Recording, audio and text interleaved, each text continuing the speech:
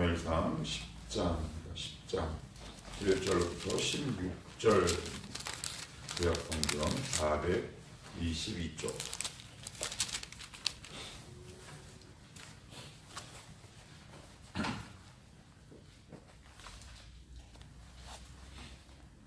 제가 이제 말씀을 공부할게요. 이에 사무엘이 기름병을 가져다가 사울의 머리에 붓고 입맞춤에 이르되 여호와께서 내게 기름을 부으사 그의 기업의 지도자로 삼지 아니하셨느냐. 내가 오늘 나를 떠나가다가 베냐민 경계 셀 사이에 있는 라헬의 묘실 곁에서 두 사람을 만나리니 그들이 내게 이르기를 내가 찾으러 갔던 암나기들을 찾은지라. 내 아버지가 암나기들의 염려는 놓았으나 너희로 말미암아 걱정하여 이르되 내 아들을 위하여 어찌하리요 하더라 할 것이요. 내가 거기서 더 나아가서 다볼 상수리 나무에 이르면 거기서 하나님을 배우려고 베델로 올라가는 세 사람을 만나리니 한 사람은 염소 새끼 셋을 이끌었고 한 사람은 떡 세 덩이를 가졌고 한 사람은 포도주 한 가죽 부대를 가진 자라. 그들이 내게 문안하고 떡 두 덩이를 주겠고 너는 그의 손에서 받으리라. 그 후에 내가 하나님의 산에 이르리니 그곳에는 브레셋 사람들의 영문이 있느니라. 내가 그리로 가서 그 성읍으로 들어갈 때 선지자의 무리가 산당에서부터 비파와 소고와 저와 수금을 앞세우고 예언하며 내려오는 것을 만날 것이요. 내게는 여호와의 영이 크게 임하리니 너도 그들과 함께 예언을 하고 변하여 세 사람이 되리라. 이 징조가 내게 임하거든 너는 기회를 따라 행하라. 하나님이 너와 함께 하시느니라. 너는 나보다 앞서 길갈로 내려가라. 내가 내게로 내려가서 번제와 화목제를 드리리니 내가 내게 가서 내가 행할 것을 가르칠 때까지 7일 동안 기다리라. 그가 사무엘에게서 떠나려고 몸을 돌이킬 때 하나님이 새 마음을 주셨고 그날 그 징조도 다 응하니라. 그들이 산에 이를 때 선지자의 무리가 그를 영접하고 하나님의 영이 사울에게 크게 임함으로 그가 그들 중에서 예언을 하니 전에 사울을 알던 모든 사람들이 사울이 선지자들과 함께 예언함을 보고 서로 이르되 기스의 아들에게 무슨 일이 일어났느냐. 사울도 선지자들 중에 있느냐 하고 그곳에 어떤 사람은 말하여 이르되 그들의 아버지가 누구냐 한지라. 그러므로 속담이 되어 이르되 사울도 선지자들 중에 있느냐 하더라. 사울이 예언하기를 마치고 산당으로 가니라. 사울의 숙부가 사울과 그의 사환에게 이르되 너희가 어디로 갔더냐. 사울이 이르되 암나기들을 찾다가 찾지 못함으로 사무엘에게 갔었나이다 하니 사울의 숙부가 이르되 청하노니 사무엘이 너에게 이런 말을 내게 말하라 하니라. 사울이 그의 숙부에게 말하되 그가 암나기들을 찾았다고 우리에게 분명히 말하더이다 하고 사무엘이 말하던 나라의 일은 말하지 아니하니라. 아멘. 예, 오늘은 주보에 나와 있는 것처럼 이전과는 다른 삶이라는 제목으로 말씀을 좀 상고해 보도록 하십시다. 이스라엘 공동체는 왕을 원한다고 했어요. 그들이 왕을 원하는 이유는 표면적인 이유는 뭐였다? 사무엘의 두 아들들이 사사의 역할을 감당하지 못하는 것이 1차적인 이유지만 그들의 진짜 속내와 그들의 진짜 본심은 다른 나라들처럼 왕이 없는 것에 대한 불편함, 상대적 박탈감과 열등감, 그것이 주된 이유였다. 그래서 하나님이 이렇게 말씀하시죠. 내가 왕을 세우는 것이 아니라 지도자를 세우겠다. 그래서 이런 말씀을 드렸습니다. 이 세상의 왕은 딱 한 분이라. 성삼일체 하나님 한 분이라. 우기고 우기니까 하나님이 그래 그러면 너희 후회하지 마. 이런 식으로 해서 세우게 되는데 그런데 그 사울의 등장신이 어디서부터 출발하냐면 나귀들을 잃어버렸다라는 장면으로 출발을 해요. 그런데 그 나귀들을 찾으러 가는 과정이 되게 지리하고 길어요. 성경에 할 이야기가 얼마나 많습니까? 요한복음에 의하면 생명을 얻게 하고 구원을 얻게 하는 것이 바로 이 성경의 본래 목적이라면 암나귀들을 잃어버린 것이 하나님의 구속사에 있어서 어떤 큰 중요한 의미가 있겠습니까? 그죠? 다른 훨씬 중요한 일도 많은데, 그럼에도 성경이 그렇게 지루할 만큼 이 암나귀들을 찾는 과정을 통해 사울의 등장신을 알리는 것은 그만큼 그 메시지에 중요한 교훈이 담겨져 있다는 뜻 아니겠습니까? 처음에는 잃어버렸어요. 뭘 잃어버렸어요? 나귀들을 잃어버렸어요. 그런데 누구를 만나러 갑니까? 사무엘을 만나러 가죠. 사무엘을 만나러 가서 무슨 얘기를 듣나요? 너 찾았어 라는 얘기를 듣게 됩니다. 우리의 삶은 하나님을 어떻게 만나느냐, before and after로 바뀌는 것 같아요. 우리의 삶 가운데 찾아야 할 것들이 너무 많아요. 반대로 그 말인즉슨 잃은 것들이 너무 많다라는 거죠. 어떤 사람은 물질도 잃고요, 어떤 사람은 시간도 잃고요, 어떤 사람은 사람도 잃습니다.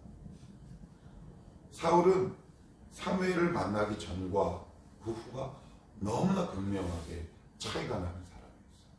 그래서 나귀들을 잃어버렸다라는 사실을 사무엘 기자는 되게 크게 부각시키고, 사무엘을 만남으로 무엇을 찾았다? 나귀들을 찾았다. 그게 나귀들을 찾는 이야기가 성경의 이야기겠습니까? 그 이야기가 아니죠.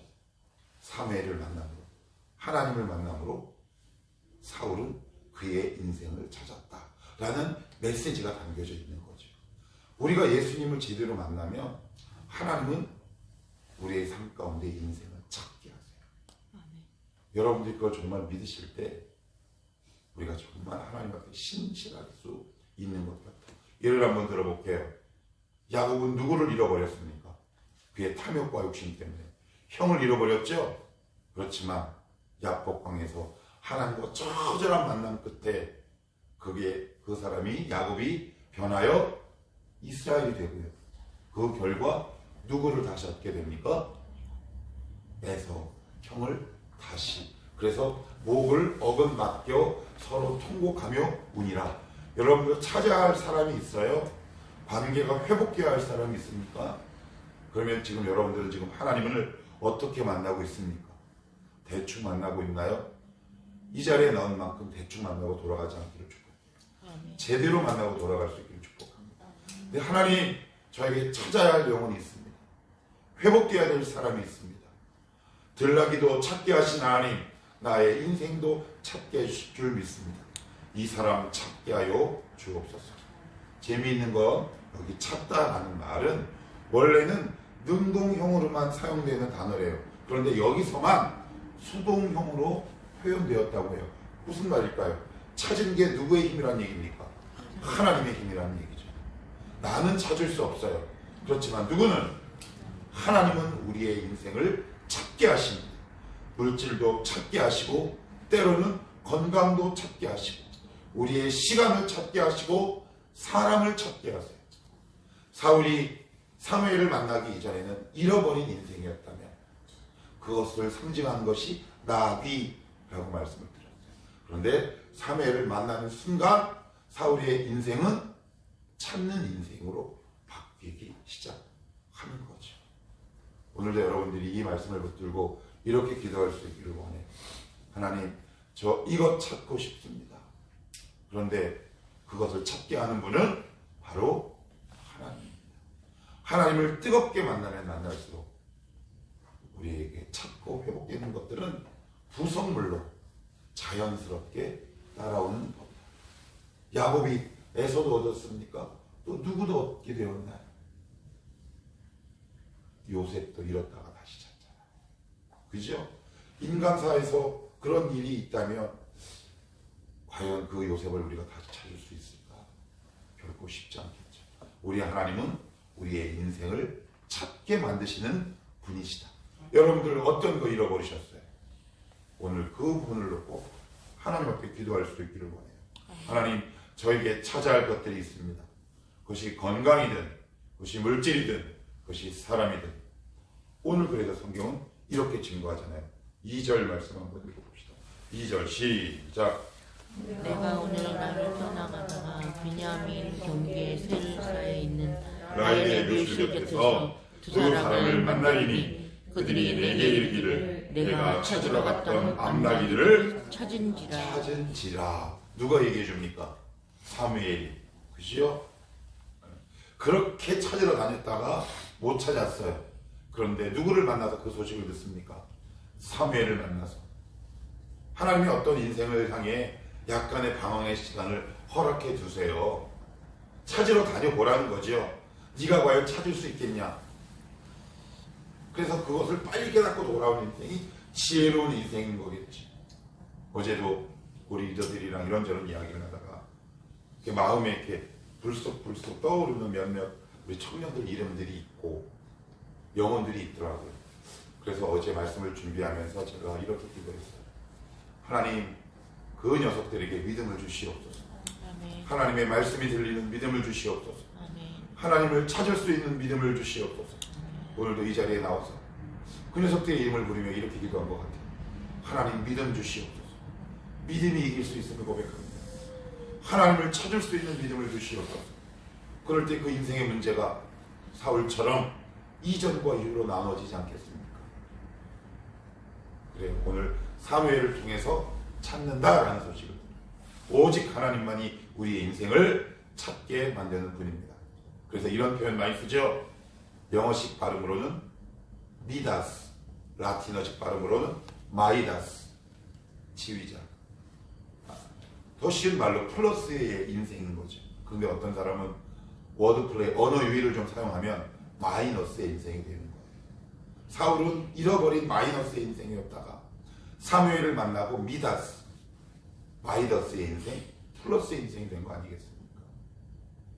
여러분들이 하나님을 더 깊이 찾고 부르짖을 때 여러분들의 인생 가운데 잃어버린 것들을 찾게 하시는 분이 바로 하나님임을 여러분들이 고백할 수 있기를 축복합니다. 아멘. 자, 그러면 두 번째 또 어디를 보시느냐? 이제 찾았다 그랬어요. 그죠? 그런데 하나님께서 이게 정말 은혜다라고 얘기할 수밖에 없는 게 1절도 한번 읽어봅시다. 1절 시작. 이에 사무엘이 기름병을 가져다가 사울의 머리에 붓고 입맞춤에 이르되 여호와께서 내게 기름을 부으사 그의 기업의 지도자로 삼지 아니하셨느냐. 사울의 비전이 혹시 지도자였나요? 그런 기록이 성경에 나옵니까? 왕이었다는 기록이 나옵니까? 난 커서 왕이 될 거야. 이렇게 기도했다는 기록이 한 줄도 나오나요? 그러면 지도자가 된 가장 결정적인 이유는 뭔가요? 하나님 때문이죠. 그의 삶이 존귀한 삶으로 바뀌기 시작합니다. 당신을, 우리 하나님을 찾는 인생을 하나님은 반드시 존귀하게 만드십니다. 왜요? 그 안에 여호와의 이름, 예수의 이름이 있기 때문이지 않겠습니까? 우리의 인생을 존귀하게 만드시는 분은 오직 살아계신 하나님 한 분입니다. 여러분들 이것을 깨달을 수 있기를 축복합니다. 아멘. 하나님, 나를 존귀하게 만들어 주시옵소서. 그렇게 기도하지 않으셔도 돼요. 그저 매일매일 하루하루 뚜벅뚜벅 그분과 함께 걸어가다 보면 하나님이 그의 인생을 존귀하게 만드세요. 느헤미야랑 사도행전에 보시면 이런 표현을 써요. 예루살렘으로 올라가매, 이런 표현을 쓰는데 실제적으로 예루살렘은 해발 900에서 1000m의 약간 고도가 있는 도시예요. 그런데 느헤미야를 쓸 때 이미 이스라엘 공동체는 포로된 상태였단 말이에요. 제가 갑자기 이야기를 왜 하느냐? 그런데 느헤미야서를 보면 개역 개정과 한글에 나와 있지 않은데 히브리 원어에 보면 이런 표현을 써요. 느헤미야가 예루살렘으로 올라가매. 사실 바벨론이 훨씬 더 고도가 높아요. 그러면 어떤 단어를 써야 돼요? 예루살렘으로 내려가매. 그런데 왜 올라간다는 표현을 쓸까요? 하나님을 만나러 가는 인생이 올라가는 인생이기 때문에 그렇습니다. 아멘. 하나님을 만나러 가는 인생은 결코 내려가지 않습니다. 아멘. 하나님을 만나러 가는 인생이 올라가는 인생이기에 사도행전에서도 성전으로 올라간다라는 표현을 사용하고 느헤미야에서도 예루살렘으로 올라간다라는 표현을 사용하고 있는 이유입니다. 오늘 여러분들은 올라가는 인생으로 여기 오신 겁니다. 그것을 여러분들이 정말 믿을 수 있기를 바라요. 하나님, 오늘도 하나님을 찾는 인생이야말로 올라가는 인생임을 알게 하시니 감사합니다. 내 평생에 있어서 하나님을 찾는 올라가는 인생을 살게 하여 주옵소서. 이렇게 기도할 수 있기를 축복해요. 사울의 인생은 이전과의 삶이 너무나 바뀌었어요. 첫째는 잃었던 삶에서 찾는 삶으로 바뀌었고요. 두 번째는 존귀한 삶으로 바뀌었어요. 그죠? 왕이 되고 싶었냐고요? 지도자가 그의 비전이었냐고요? 그렇지 않죠. 하나님의 전적인 은혜로 그는 존귀한 삶으로 바뀌게 돼요. 어느 정도로 존귀한 삶으로 바뀌게 되느냐? 구체적인 내용이 4절에도 나와요. 같이 한번 읽어봅시다. 시작! 그들이 내게 문안하고 떡 2덩이를 주겠고 너는 그의 손에서 받으리라. 근데 3절에 보시면 떡 몇 덩이를 가졌대요? 3덩이 가운데 몇 덩이를 주는 겁니까? 2덩이. 와, 거의 다 주는 거네. 3분의 2 주는 거네. 이게 무슨 얘기냐? 두 가지 의미가 있어요. 나귀들을 찾으러 나왔을 때는 식량을 가지고 나왔을 거 아니에요. 근데 그 식량 다 먹고 떨어졌단 말이에요. 그러니까 다시 돌아갈 때 뭐가 또 있어야 돼요? 집까지 가려면 식량이 있어야죠. 그런데 그 사람이 탁 하고 주는 거예요. 그런데 지금 누구를 만나고 돌아가는 길에 이 사건이 벌어집니까? 사무엘. 그럼 여러분들은 누구 만나고 돌아갈 때 이런 일이 벌어질까요? 그래요. 하나님은 여러분들 공수로 보내지 않아요. 이 사실을 믿지 않으면 여러분들 끊임없이 두려움과 불신의 늪에서 허덕여요.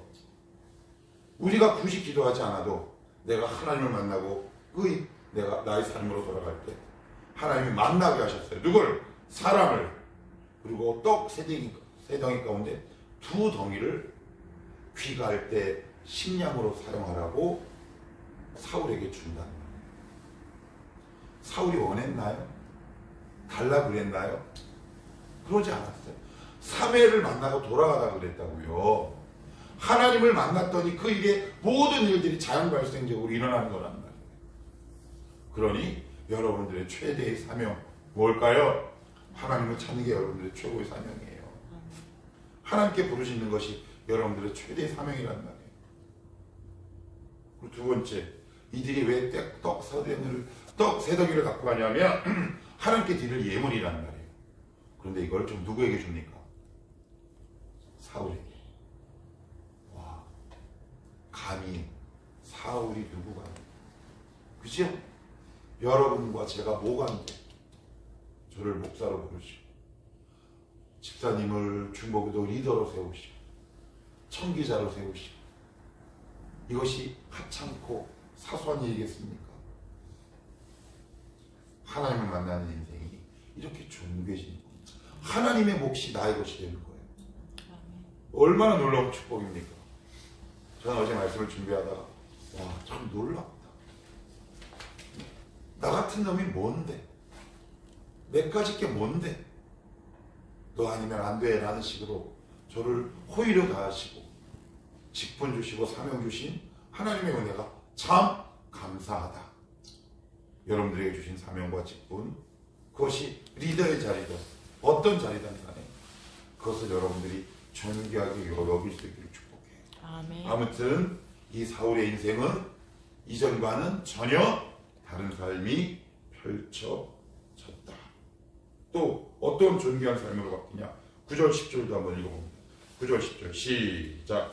그가 사무엘에게 떠나려고 몸을 돌이킬 때 하나님이 새 마음을 주셨고 그날 그 징조도 다 응하니라. 그들이 산에 이를 때 선지자의 무리가 그를 영접하고 하나님의 영이 사울에게 크게 임함으로 그가 그들 중에서 예언을 하니.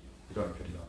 여기 보시면 새 마음을 9절에 새 마음을 주셨다라는 말인데 히브리 원어의 뜻은 주셨다는 표현이 아니라 이런 말이에요. 체인지라는 말이에요. 우리의 마음을 변케 하시는 분은 하나님이에요. 우리가 왜 이렇게 신앙생활이 힘들어요? 마음 때문에 힘들지 않아요. 우리 남편 어떡하나? 우리 새끼 어떡하나? 우리 부모 어떡하나? 내 직장 어떡하나? 가장 먼저 1차적으로 무너지는 부분이 어디입니까? 마음 아니에요? 여기서 예외인 사람 손 한번 들어보십시오. 마음이 무너지는 것이 사단의 1차적인 공격 대상이잖아요. 그래서 우리의 마음을 무너뜨려 우리의 신앙을 빼앗아간단 말이죠. 그런데 우리의 마음을 편하게 하시는 분이 누구다? 하나님이시다. 여기는 주셨다라는 표현을 썼는데 정확한 원래의 의미는 변화시키다, 체인지의 의미다. 그러면 오늘 여러분 이 자리에서 어떻게 기도하셔야겠습니까? 불안한 마음으로 오셨어요? 두려운 마음으로 오셨습니까? 공포스러운 마음으로 오셨어요? 그러면 하나님, 사울에게 새 마음을 주신 하나님, 오늘도 저에게 새 마음을 주시옵소서. 아멘. 제 마음을 변화시켜 주시옵소서. 이렇게 기도하면 우리가 기도할 때 무엇을 붙들고 기도한다? 말씀을 붙들고.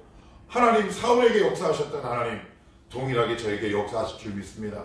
제 마음이 두려움에서 평안함으로, 불신에서 신앙으로, 공포에서 평안으로 바뀌게 하옵소서. 이렇게 기도할 때 당당한 근거가 있는 기도의 제목이지 않겠습니까? 아무튼 사울은 이전과는 전혀 다른 삶을 살게 될 수밖에 없어요. 마지막으로 어떤 존귀한 삶을 그가 경험했느냐? 사무엘이 예언합니다. 하나님이 너 마음을 바꾸고 성령께서 너에게 크게 감동할 때 네가 예언할 거야. 그랬더니 10절에 보면 막 예언해. 그래서 주변에 있는 사람들이 얘도 선지자야? 그래서 얼마나 놀랐는지 이런 속담이 생겨났대요. 사울도 선지자 가운데 있더냐라는 속담이 생겨났을 정도면 그 당시 수많은 사람들에게 정서적인 충격이 꽤 컸다라는 얘기죠. 사울에게 하나님의 말씀이 다 응하게 한다는 거예요. 사울에게도 이렇게 하나님께서 은혜를 베푸셨거든. 예수 그리스도의 피로 우리를 사신 하나님이 말씀을 붙들고 기도할 때 여러분들의 삶을 존귀하게 변화시키지 않겠습니까? 아멘. 그런데 왜 자꾸 굴을 파십니까? 왜 나를 하찮게 여기십니까? 나를 존귀하게 대하신 하나님이 예수의 이름으로 하나님을 찾는 여러분들을 존귀하게 대우하시지 않겠습니까? 그 사실을 믿고 오늘 기도할 때 두려운 마음이 평안의 마음, 불신의 마음이 신뢰의 마음 변할 수 있기를 주님의 이름으로 축복합니다.